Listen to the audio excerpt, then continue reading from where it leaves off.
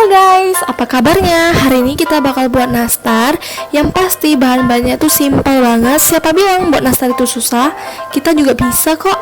Bahan-bahannya ada 250 gram margarin. Di sini saya pakai full margarin ya, biar ekonomis tapi rasanya tetap enak. Tapi buat yang lebih mau enak banget, kalian bisa perbandingan 1:1. Jadi butternya itu 125 gram, margarin juga. Nih ada 2 butir kuning telur utuh, suhu ruang ya. Dan ada 350 gram tepung terigu segitiga biru atau protein sedang. Ini untuk nastar yang teksturnya kokoh tapi lumer. Kalau mau yang keras atau garing bisa pakai kunci biru. Dan ada juga 50 gram gula halus. Ini saya pakai gula pasir yang udah di blender. Jadi simple banget kan? Dan yang terakhir ada susu bubuk dan kau. Ini aku pakai yang full cream 27 gram atau 1 bungkus. Nih, ini juga murah, gampang banget didapat. Untuk langkah-langkah yang pertama, siapkan dulu baskomnya. Ini saya pakai wadah kayak gini yang bersih ya, tanpa air. Lalu kita masukkan margarinnya, masukkan kayak gini. Kalau kalian pakai butter semua juga oke, pasti wangi banget, enak banget. Saya pernah pakai butter, tapi memang iya mahalnya itu memang nggak ketolongan dibanding margarin, tapi rasanya juga nggak meragukan loh. Lalu kita tambahin 2 butir kuning telur utuh. Ini tanpa mixer, jadi anak kos pun bisa buat, apalagi perantau yang nggak punya mixer.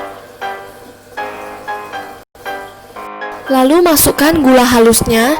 Ini tetap disesuaikan dengan selera masing-masing ya. Ini aku pakainya 50 gram. Teman-teman kalau suka manis banget kulitnya, kalian bisa pakai 80 gram. Lalu kita aduk sampai lembut. Ini kenapa aku bilang harus pakai yang suhu ruang, margarin dan telurnya, supaya gampang diaduk.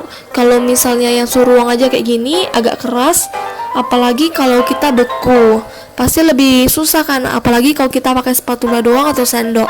Kalau pakai whisker masih mending, dan kalau pakai mixer itu kira-kira cuma 2 menit, pakai kecepatan yang paling rendah. Kalau kita aduk pakai spatula kayak gini, kita menggunakan 5-10 menit gitulah. Aduk lagi sampai semuanya itu tercampur rata.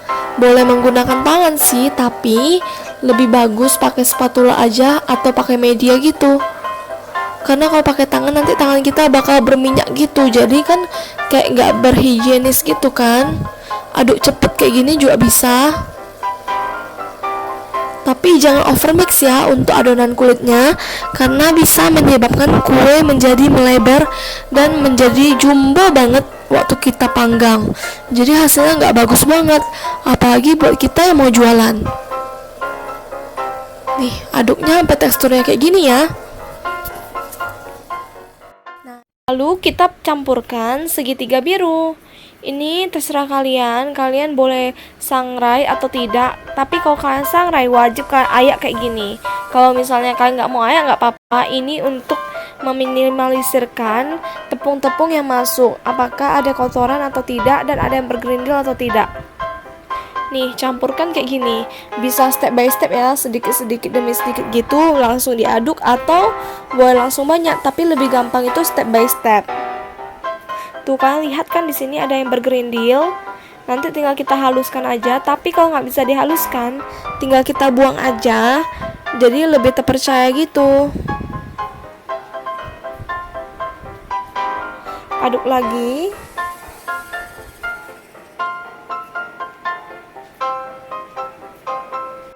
Lalu setelah itu kalian bisa aduk rata menggunakan spatula lagi. Kalau spatula ini memang agak lama, sekitar 5-10 menit kalau masalah mengaduk. Tapi nggak apa-apa kalau misalnya kita belum punya mixer, sabar aja, karena saya juga tabung kok sedikit demi sedikit untuk beli mixer. Sekarang sudah ada, tapi karena saya tahu teman-teman pasti ada beberapa yang perantau anak kos, dan ada juga yang tidak punya mixer. Jadi solusinya seperti ini, kita pakai spatula, pakai sendok juga bisa. Kalau mau lebih mudah dan merata bisa pakai whisker. Whisker juga lumayan cepet. Ini solusinya, pakai spatula aja, tinggal diaduk balik sampai merata. Ini udah mulai menyatu, tapi kita aduknya itu sampai setengah kalis, baru bisa kita uleni menggunakan tangan ya.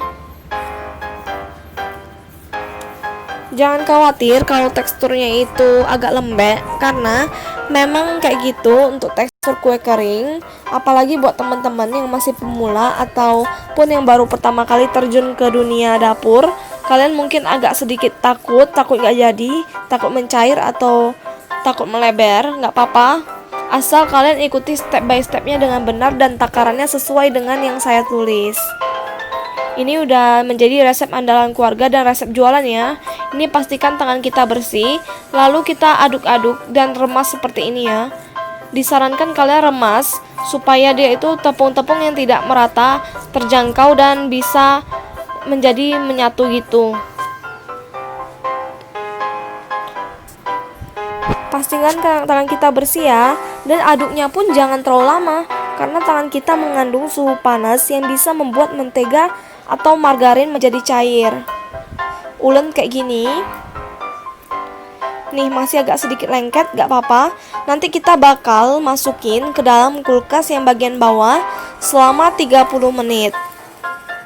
Kita buat dulu satu gumpalan kayak gini, dan sambil menunggu di kulkas kita nanti bakal siapin selai nanas. Di sini saya pakai selai nanasnya itu yang merek Royal.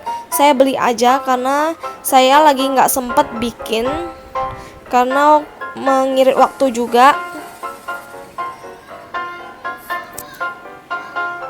Selain nanas homemade, kalian bisa pakai itu. Kalau saya maunya instan aja, saya pakai merek Royal. Ini asam-asam manis, terus dia bagus, berserat dan tidak terlalu halus.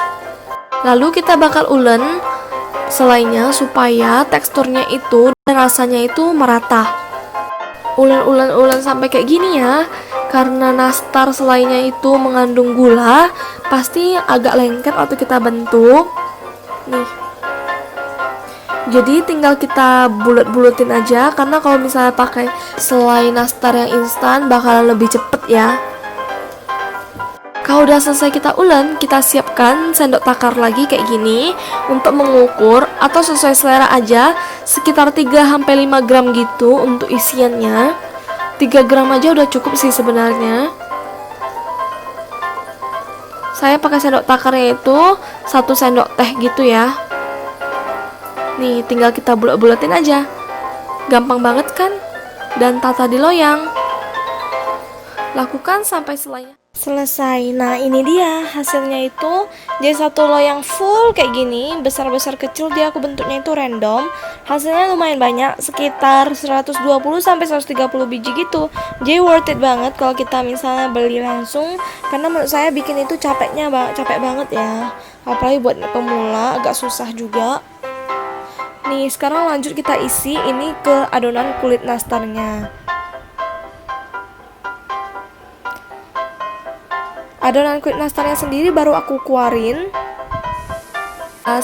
Adonannya itu jadi lebih ngeset, dingin, dan gampang banget kita bentuk. Gak lengket sama sekali kan? Tinggal kita bentuk-bentuk bulat, atau bisa kalian roll jadi nastar gulung atau pakai nastar daun. Tapi lebih gampang pakai nastar bulat. Tinggal kita timbang atau pakai sendok takar lagi, sekitar 5 gram. Kalau misalnya isian nastarnya 3 gram, berarti kulitnya 5 gram. Kalau isiannya 5 gram, berarti kulitnya 8 gram ya. Kita masukin selai nastarnya di tengah-tengah kayak gitu. Lalu kita satuin dari ujung ke ujung. Jangan khawatir kalau misalnya berantakan kayak gini, gak apa-apa. Nih, yang penting ketutup dulu semuanya, baru kita bulet-buletin biar dia langsung mulus gitu permukaannya. Pastikan mulus ya, biar orang pun selera lihat produk kita dan pastinya mau beli. Kalau misal berantakan gak ada yang mau beli. Nih, mulus kan? Tinggal kita tata aja di loyang.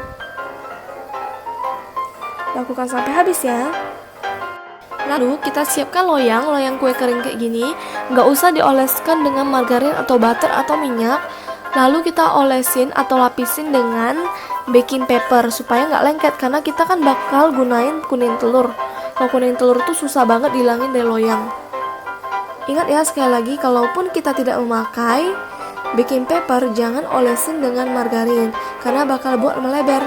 Saya bakal tunjukin lagi cara buatnya gimana. Nih, ambil satu bulatan, lalu kita pipihkan bulat-bulat gini. di tengah kanan, jangan terlalu sering dipegang karena adonannya bakal menjadi lembut. Masukkan selainya. Selainya juga jangan terlalu besar, tapi tergantung selera aja, mau kulitnya lebih tebal atau isinya lebih tebal. Satukan, lalu bulat-bulatin. Kalau saya pribadi sih, saya lebih suka nastar gulung karena nanasnya pasti otomatis lebih banyak dibanding kulitnya. Kalau mau lebih mudah ya pakai yang cara kayak gini, dibulet-buletin aja. Di atasnya kalian bisa olesin dengan kuning telur dan taburin keju parut biar lebih endes rasanya. Nih. Lakukan sampai habis ya, teman-teman. Tata di loyang kayak gini. Nah guys, ini setelah aku bulat-bulatin, hasilnya tuh jadi 2 loyang full gitu. Itu pun masih ada sisa di baskom tadi. Lumayan banyak sisanya. Tuh. Sebelum kita memanggang, panaskan dulu oven seperti biasa dengan api 130-140 derajat Celcius. Api atas bawah selama 10 menit. Maaf ya, ovennya agak berkarat dan kotor bagian bawahnya. Setelah 10 menit kita bakal panggang.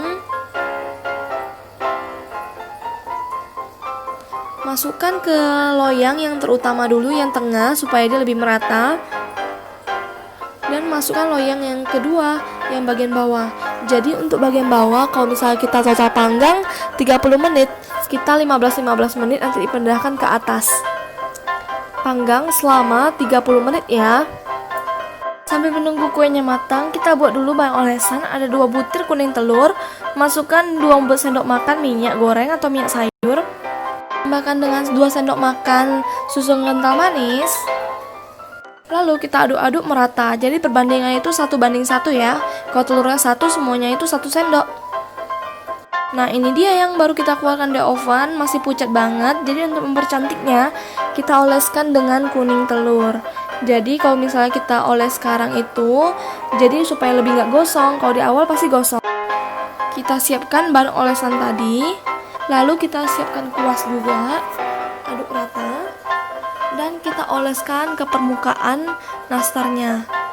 Usahain jangan 2 arah ya, 1 arah aja. Kok ke arah kanan ya kanan terus, supaya dia nggak keangkat lagi olesannya.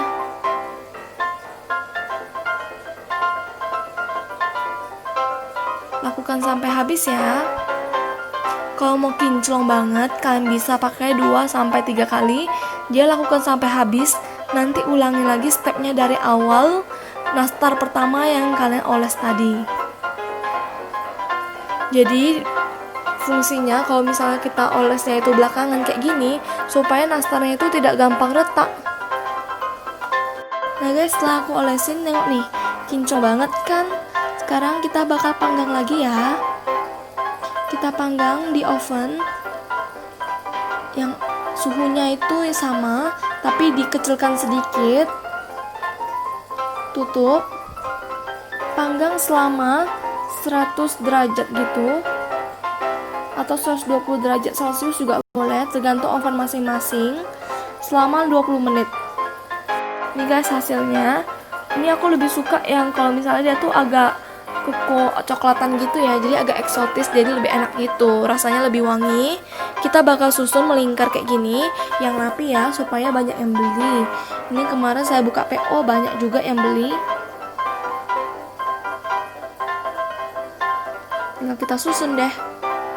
Saya pakai paper cup gini, supaya dia kelihatannya makin cantik dan makin manis. Tada, ini dia guys hasilnya. Lihat kan? Ini tuh cantik banget. Dia tuh kok. Nah guys, ini teh resep favorit dan andalan keluarga banget dari tahun ke tahun.